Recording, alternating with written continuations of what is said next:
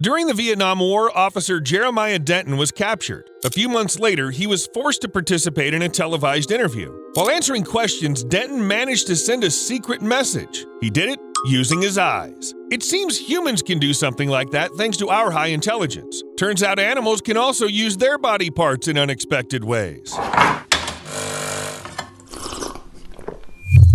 Frogs swallow food with their eyes.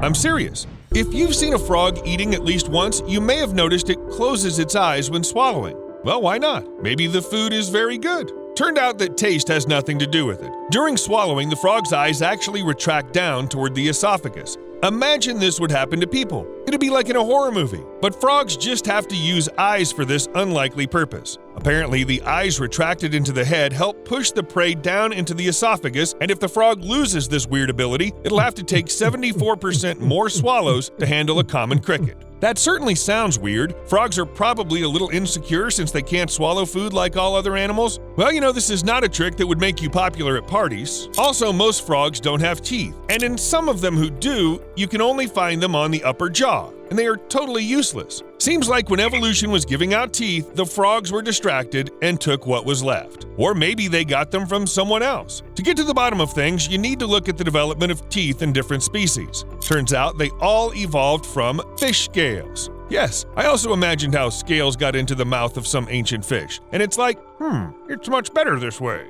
But the actual story was a little different. Some fish have skeletons made entirely of cartilage. They also have small, spiny scales embedded in the skin called dermal denticles. These bear a striking resemblance to teeth, and not only from the outside. They have the same cellular composition. The same cells play a key role in the development of teeth in mammals. Do you feel the connection? Over time, the scales of ancient fish evolved into the teeth we now have. Evolution? You're weird. Now here's a fact for you. The skin of some sharks is covered with dermal denticles. That is, with the teeth. Let me give you a second to imagine this shot from a horror movie. Apparently frogs also had teeth, but they disappeared about 200 million years ago. Perhaps frogs' diet has changed, or maybe it's all about the tongue they use to catch their prey. It turned out to be so convenient that evolution decided frogs don't need teeth anymore. But this is objectively not the best option. Not only because an animal without teeth becomes more vulnerable to predators and cannot defend itself in the traditional way, there's also an issue with digestion. Food that has not been chewed can emerge out of the body of a predator alive, on the other side.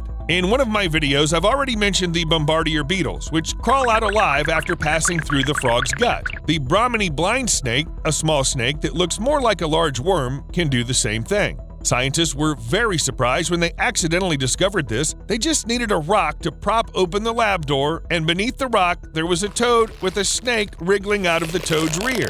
Okay, technically it doesn't really count as using a body part for a different purpose. After all, you need it in order to remove various substances from the body. The fact that these substances are alive and move by themselves is a minor detail. So let's better take a look at the turtles. Many animals have special tricks that allow them to survive during the frost. Usually the main issue is cold. But if you live in a pond, you also have to deal with lack of oxygen. Painted turtles breathe with their lungs. However, during frost, they simply cannot get to the surface and take a breath because of ice. They lower their body temperature and slow their metabolism by 95% to survive the cold. It's kind of like hibernation in bears, but the turtles start breathing through their butts. This process is called cloacal respiration, and oxygen is absorbed through the skin at the same spot.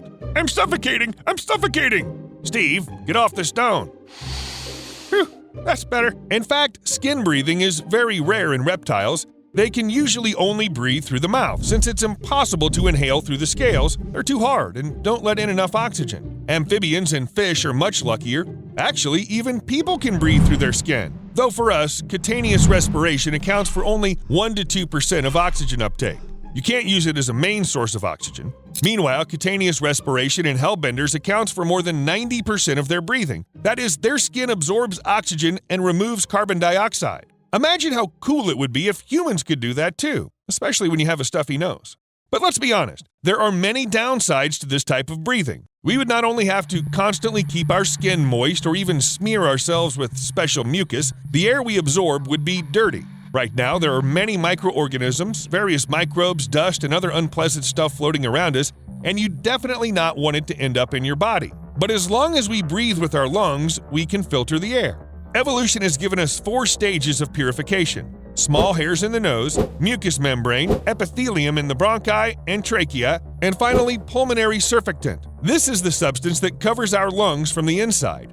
Each filter the air passes through cleans it increasingly well. Large particles are stopped at the very beginning, small ones at the very end. As a result, we inhale relatively clean and safe air. You can hardly achieve something like this if you breathe with your skin.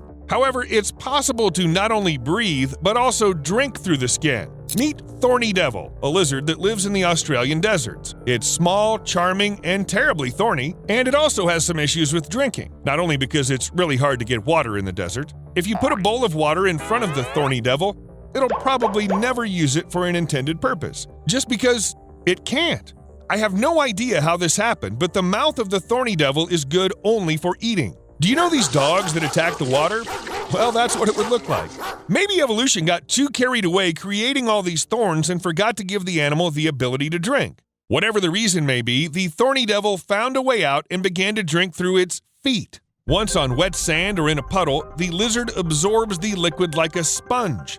The same thing happens in the morning hours when dew forms. The skin of the thorny devil is covered in microscopic grooves that create a network of drinking straws. They can take up water from any part of the body through capillary action, whereby water is drawn along a channel even against the pull of gravity, and then it travels right into the mouth.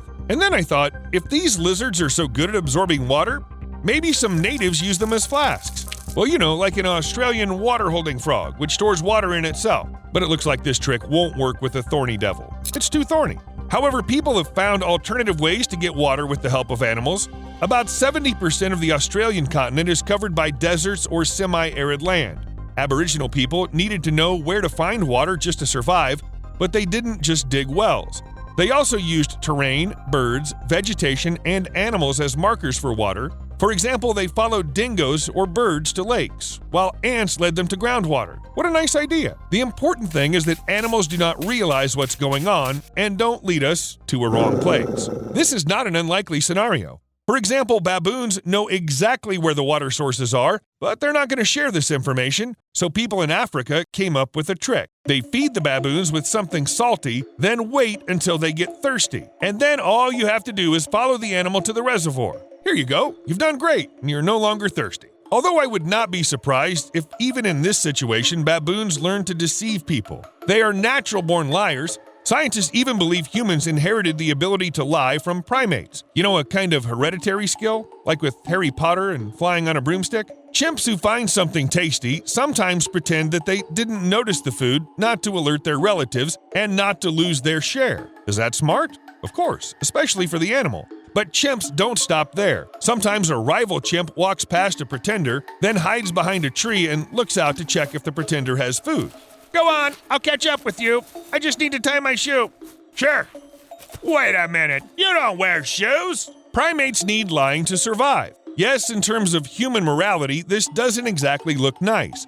But when you have to choose between starvation and deception, well, every animal strives to survive. However, don't think chimps don't care about liars. If one of them is caught cheating, he won't avoid punishment. In general, it's just like in a human world. See you later.